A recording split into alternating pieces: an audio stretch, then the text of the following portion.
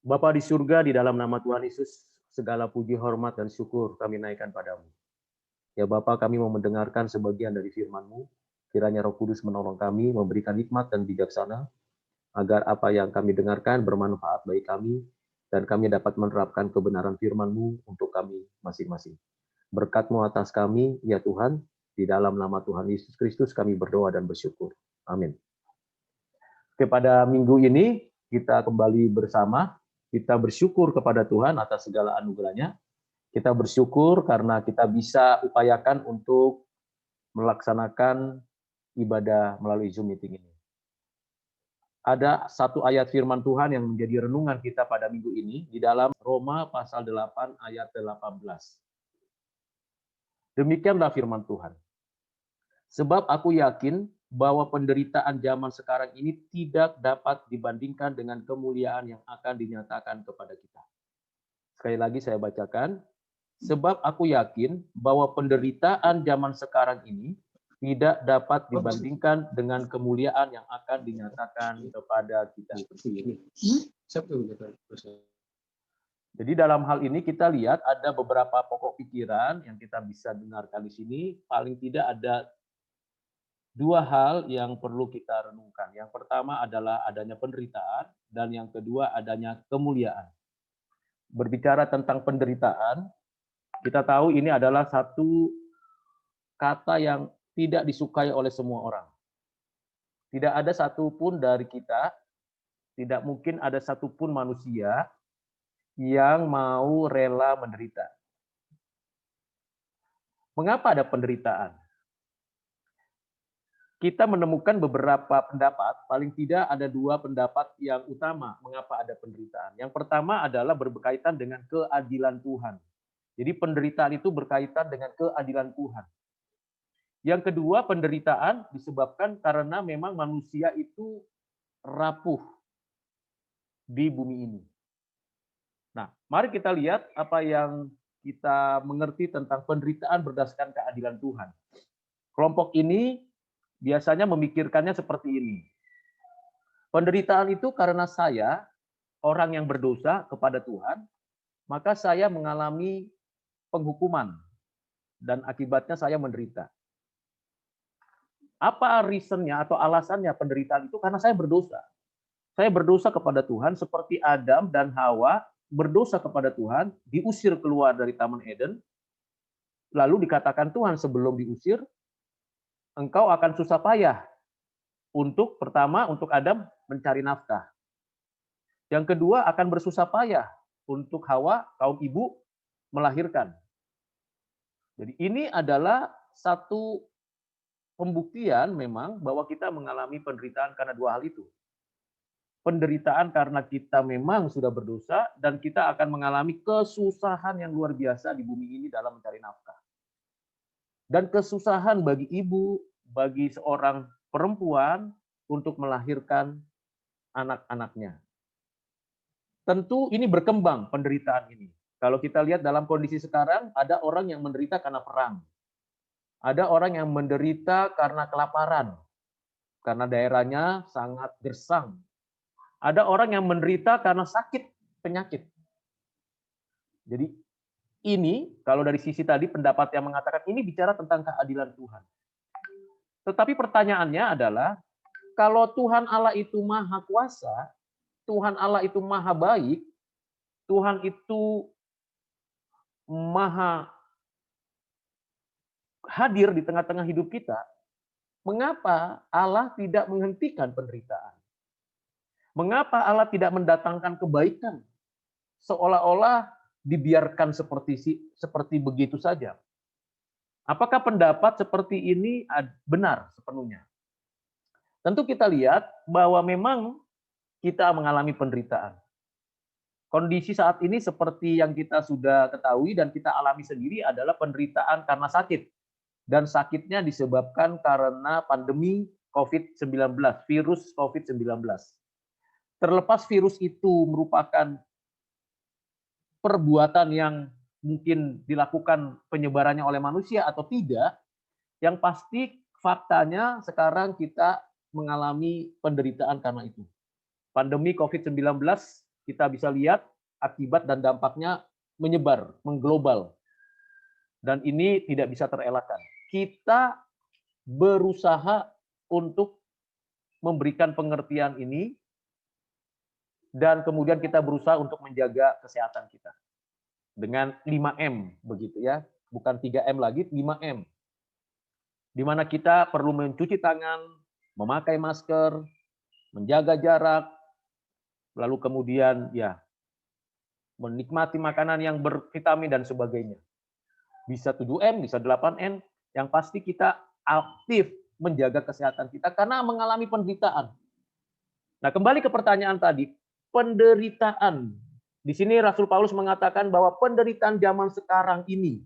Jadi penderitaan itu sudah ada sejak manusia jatuh dalam dosa. Apakah Tuhan tidak mengetahui penderitaan kita? Pasti Dia Maha tahu. Apakah Tuhan membiarkan begitu saja kita menderita? Jawabannya tentu tidak, karena Tuhan adalah Tuhan yang baik. Lalu bagaimana kita mensikapi penderitaan itu? Kalau kita baca kisah Ayub, Job di dalam Alkitab, bagaimana dia mengalami penderitaan yang luar biasa. Kehilangan anak, bahkan istrinya sendiri pun akhirnya tidak menyetujui atau meninggalkan dia. Lalu kehilangan harta, kehilangan segala sesuatunya, dan dia sendiri mengalami sakit yang luar biasa. Mengalami penderitaan, dan teman-temannya yang dari jauh datang menghibur dia. Dan kita tahu bahwa penghiburan dari teman-temannya pada mulanya adalah baik. 7 hari bersama-sama diam dengan Ayub. Dan melihat sendiri bagaimana Ayub mengalami penderitaan. Tubuhnya, sakitnya luar biasa. Hidup keluarganya habis, betul-betul tidak lagi terlihat. Harta benda yang dia cari, yang dia pelihara, itu semuanya selesai. Istrinya meninggalkan dia. Anak-anaknya dipanggil Tuhan. Itu betul-betul penderitaan yang sangat luar biasa. Tentu di antara kita tidak ada yang punya pengalaman yang seperti Ayub. Namun pada saat seperti itu, tentulah kita perlu penghiburan. Teman-teman Ayub menghibur. Dan penghiburan teman-teman Ayub itu umumnya rata-rata itu menyalahkan Ayub. Langsung Ayub dikatakan, kamu itu mengalami ini karena melakukan kejahatan. Kamu itu berdosa kepada Allah. Kamu itu melakukan seperti yang tidak dikehendaki Allah. Akhirnya Tuhan menghukum kamu. Ayub membela. Saya melakukan hal yang baik. Saya melakukan sesuai dengan perintah Tuhan. Tapi mengapa saya menderita? Maka Ayub dengan kesalnya dia mengatakan, hai penghibur-penghibur yang tidak tahu diri. Pergilah dari hadapanku. Kalian cuma menyalahkan aku mengalami penderitaan. Padahal aku sendiri sudah berusaha untuk berbuat baik, tapi tetap mengalami penderitaan. Lalu dia bertanya kepada Tuhan, Tuhan, mengapa aku menderita seperti itu? Bukankah aku? Nah, disinilah kita mulai punya sikap seperti Ayub. Ayub atau Job ini punya sikapnya apa? Dia membeberkan semua perbuatan baiknya. Ini loh, saya kan sudah berbuat ini, saya tidak berdosa, saya tidak menghina Tuhan, saya tidak melecehkan manusia, saya tidak melakukan kejahatan kepada sesama, saya berbuat baik, tetapi tetap mengalami penderitaan. Nah, seringkali kalau kita mengalami penderitaan, seringkali ada pembelaan seperti itu. Saya kan hamba Tuhan, saya kan anak Tuhan, saya kan diberkati Tuhan, saya kan sudah menyumbang gereja, saya kan sudah pelayanan di sini. Semua yang baik dari kita sampaikan kepada Tuhan. Tapi jawaban Tuhan sederhana sekali, karena kita punya konsep mekanis. Tuhan itu di kotak keadilan, dan pasti kalau dia melihat kita baik, maka dia otomatis akan memberikan kita kebaikan. Seperti itu. Tuhan mengatakan begini, waktu aku menciptakan segala sesuatunya, engkau di mana Ayub? Jadi Tuhan mempertanyakan kembali, sebenarnya segala sesuatu yang ada terjadi sekarang ini, apakah aku tidak tahu dan aku membiarkan itu? Sampai pada satu kesimpulan, di akhirnya Ayub menyadari bahwa tidak pantas dan tidak layak saya menyalahkan Tuhan dan menganggap kebaikanku sebagai alasan bahwa aku tidak mengalami penderitaan. Aku mengenal Tuhan bukan seperti yang Tuhan mau aku mengenalnya.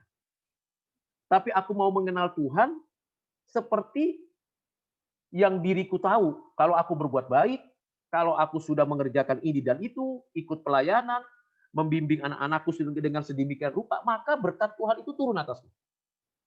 Ini salah, konsep seperti ini tidak sepenuhnya benar. Dan baru aku tahu, sadar, bahwa Tuhan itu baik. Sepanjang waktu itu Tuhan baik. Di tengah penderitaan pun Tuhan itu tetap baik. Tuhan tidak pernah tidak baik, karena pada diri Tuhan tidak pernah tidak ada kebaikan. Semuanya selalu baik. Segala yang diciptakan Tuhan baik, segala yang dipelihara Tuhan baik. Lalu sekarang pertanyaannya bagi kita, loh kalau Tuhan baik, kok saya tetap menderita? Nah ini pertanyaan klasik, kadang-kadang kita melihat misteri Tuhan di tengah-tengah kesulitan seperti ini. Paulus sendiri mengalami penderitaan.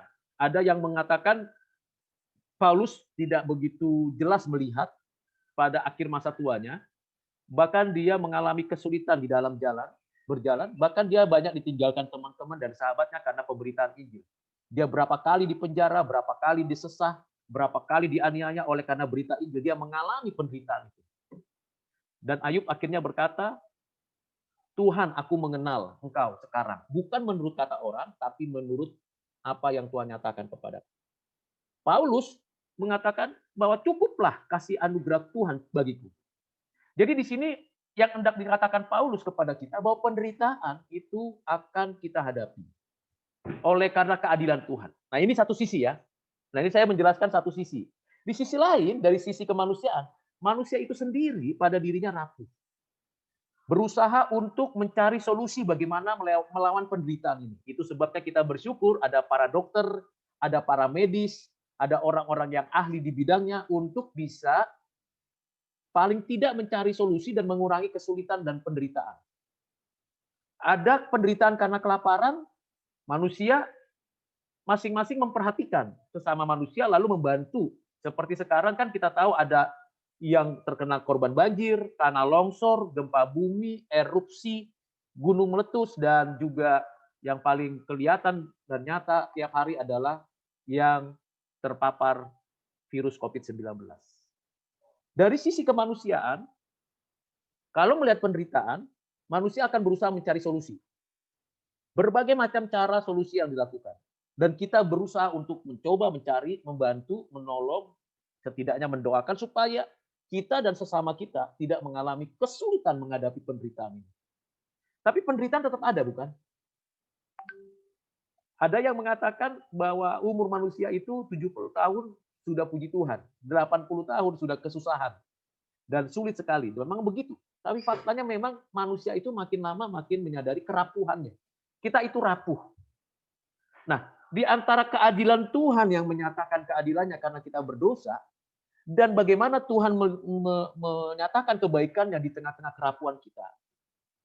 Maka Paulus memberikan sebuah dorongan untuk memandang seluruh kesulitan sekarang ini bukan pada penderitaan itu.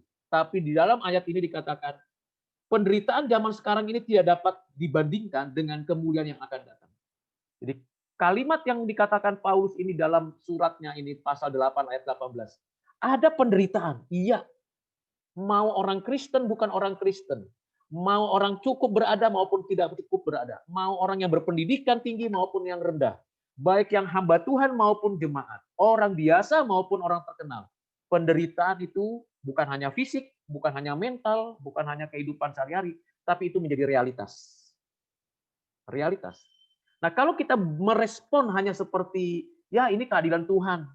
Kehendak Tuhan sajalah yang jadi seperti itu, seperti teman-temannya Ayub, yang menyudutkan Ayub karena penderitaannya, atau juga orang-orang yang hanya sekedar membantu pertolongan kepada orang-orang yang mengalami penderitaan dari sisi kemanusiaan, tetapi Paulus melihat jauh lebih daripada itu, yaitu pandanglah pada kemuliaan yang Tuhan sediakan bagi orang yang percaya. Nah, ini adalah pengharapan sekaligus penghiburan bagi kita. Karena kita mengalami penderitaan, dan kita membutuhkan pertolongan, dan tentunya kita tahu hanya di dalam Kristuslah ada jaminan bahwa pada waktunya kita menikmati kemuliaan dan tidak ada lagi penderitaan sama sekali. Kapan itu? Nanti. Pada waktu Yesus datang kedua kali. Kapan waktunya Yesus datang kedua kali? Tidak ada seorang pun yang tahu. Tapi pada saatnya kita akan menikmati janji yang Tuhan berikan.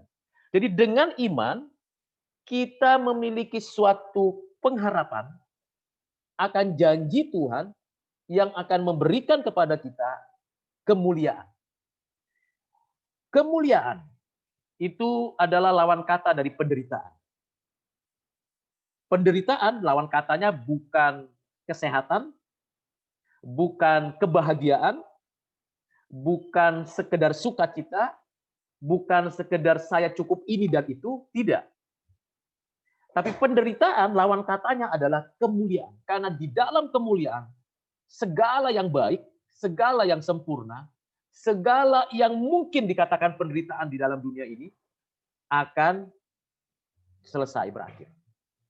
Nah, di dalam hal itulah kita berpengharapan kepada Tuhan Allah. Bukan karena kita hebat atau karena kita sederhana, tetapi karena janji Tuhan. Itu sebabnya Tuhan Yesus mengatakan dalam Matius pasal 11 ayat 28 sampai 29 dan 30, "Marilah kepadaku semua yang letih lesu dan berbeban berat, aku akan memberikan kepadamu kelegaan.